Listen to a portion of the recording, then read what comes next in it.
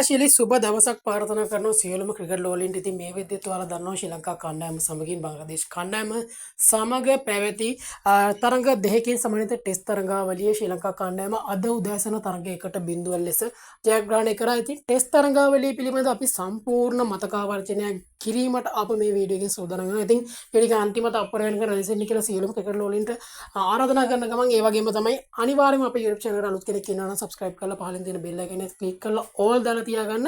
එනදී match දෙකම බලන්න බැරි වෙච්ච ඔයාලටයි මේ highlight එක. ඉතින් ප්‍රධාන වශයෙන්ම ප්‍රථම තරඟයේ ගාල්ලේදී ආරම්භ වූයේ පසුගිය 17 වෙනිදා. ඉතින් ප්‍රථම තරඟය ආරම්භ වුවත් සමගම ඉතාමත් හොඳ කාලගුණික තත්ත්වයක් තමයි ගාල්ලට තිබුණේ. ශ්‍රී ලංකාවට කෙසේ වෙතත් ඉතාමත් වයිබර කාලගුණ තිබ්බත් ගාල්ලට එක් දිනක් නිකන් යම් පැය කිහිපයක් පමණයි වර්ෂාවෙන් බාධා එල්ල වූයේ. ඉතින් ඒ තරඟයේ තීරණයට ලොකු බාධාවක් එල්ල වුණේ නැහැ. මොකද ප්‍රධාන වශයෙන්ම ඉතාමත් හොඳ අවරශ්මිය වැටුණා තරඟයේ බොහෝ දිනවලදී. ඉතින් ගාල්ලේදී කාසිවා සිදුරු බංග්ලාදේශ කණ්ඩායමේ නායකයාගේ තීරණය වූයේ ප්‍රථමයෙන් පන්දුර පහර දීම. ඉතින් ඔවුන් ඉතාමත් හොඳ ලකුණු පෝරුවක් ශ්‍රී ලංකාවට එරෙහිව ලකුණු 485ක ලකුණු පෝරුවක් රැස් කර ගන්නවා. ඉතින් එහිදී මුෂෆික් රහීම් සමගින් නායක ෂැන්ටෝ ශතක ලබා ගන්න. ඔවුන් දෙදෙනාම ප්‍රධාන වශයෙන්ම මුෂෆික් රහීම් ඇරුණුකොට නජ්මුල් හුසේන් ෂැන්ටෝ ශතකයක් ලබා ගන්නවා නැවතත් දෙවන ඉනිමේදීම. ඉතින් ප්‍රධාන වශයෙන්ම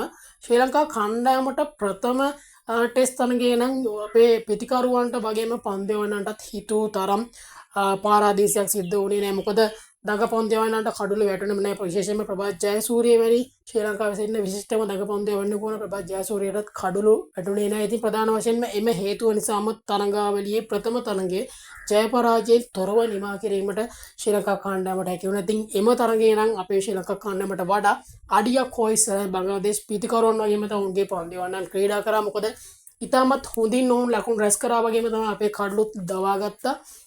ඉතින් ප්‍රථම තරඟයේදී ඉතාමත් හොඳ ආරම්භයක් ලබාගත් බංගල ක්‍රීඩකයන් දෙවන තරඟයට කොළඹට පැමිණි SSC පිටියට මෙම තරඟයේ ජයගෙන තරඟාවලියේ ජයග්‍රහණයේ සිය නාමයේ මත ලියා ගැනීමට ඉතින් කෙසේ වෙතත් ශ්‍රී ලංකා කණ්ඩායමට ඉතාමත් හොඳ තරඟයක් ලබා දීමට හැකියාව ලැබුණා. ඉතින් කාසිවාසී දිනුවේ නැවත සුපුරුදු පරිදි බංග්ලාදේශ නායක නජ්මුල් හුසේන් ෂැන්ටෝ ඉතින් මොහුගේ ප්‍රථමයෙන්ම පන්දුවට පහර දීමට ඔවුන් තෝරාගත්තත් ඉතින් එම තීරණය යම්තාක් දුරකට සාධාරණී කර ගැනීමට නොහැකි වුණා. බංග්ලාදේශ පිතිකරුවන්ට ඔවුන්ගේ සියලුම දෙනා දැවී ගොස් ඔවුන්ට රැස් කර ගැනීමට හැකියාව ලැබුණේ 247ක් වැනි ලකුණු පෝරුවක් පමණයි.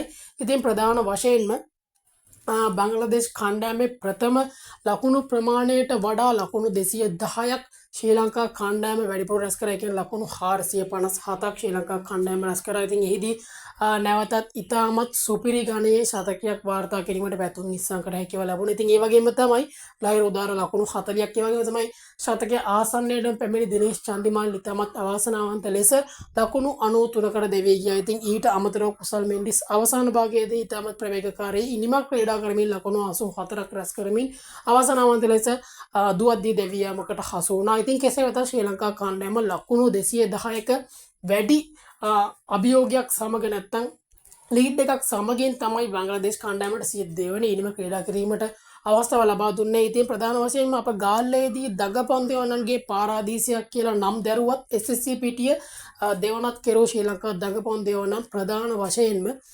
බංග්ලාදේශ කණ්ඩායමේ විශේෂයෙන්ම වැදගත් කඩලු කිහිපයක්ම දවා ගත්තා. ඉතින් ප්‍රධාන වශයෙන්ම ප්‍රථම ඉනිමේදී තාමත් වීරයෙකු වූයේ සොනාල් දිනෝෂ්. ඉතින් ඔහු ලකුණු අඩු ප්‍රමාණයකට කඩලු 3ක් දවා ගත්තා. ඒ වගේම තමයි ප්‍රභාත් ජයසූරිය දෙවන ඉනිමේදී කඩලු 5ක් දවා ගත්තා. ඒ වගේම තමයි තරිඳු රත්නායකට කඩලු 2ක්, ධනංජයද සිල්වාට කඩලු 2ක් වගේම අසිත ෆර්නෑන්ඩෝට එක් කඩුල්ලක් බැගින් තමයි කඩලු බෙදී ගියේ. ඉතින් ප්‍රධාන වශයෙන්ම ප්‍රභාත් ජයසූරිය දෙවන ඉනිම තුළ ඉතාමත් හොඳින් පන්දු යවා බංග්ලාදේශ ක්‍රීඩකයන්ගේ කඩලු සියල්ල ලබා ගැනීමට හැකියාව ලැබුණා. ඉතින් කෙසේ වෙතත් බංග්ලාදේශ කණ්ඩායමට ලබා දුන් ලීඩ් එක ලකුණු 210 ලීඩ් එක ඔවුන්ට ලබා ගැනීමට හැකියාව ලැබුණේ. ඔවුන් ලකුණු 133කට ඔවුන්ගේ සියලුම ක්‍රීඩකයන් දෙවී යනවා. ඉතින් ඒත් සමගම ශ්‍රී ලංකා කණ්ඩායම ලකුණු 77කින් මෙන්න ඉනිමකින් ජයග්‍රහණය කරනවා දෙවන ටෙස්ට් තරඟය. ඉතින් මෙම තරඟයේ ජයග්‍රහණයත් සමගම ශ්‍රී ලංකා කණ්ඩායම තරඟාවලියම ජයග්‍රහණය කරනවා තරඟ 1-0 ලෙසින්. ඉතින් තරඟාවලියේ වැඩිම කඩලු ලාභියා වූයේ බංග්ලාදේශ කණ්ඩායමේ ටයිජුල් ඉස්ලාම්. ඔහු කඩලු 9ක් ලබා ගන්නවා. ඉතින් ඒ වගේම තමයි තරඟාවලියේ වැඩිම ලකුණු ලාභියා වූයේ පැතුම් නිස්සංක ඔහු ලකුණු 363ක් ලබා ගන්නවා.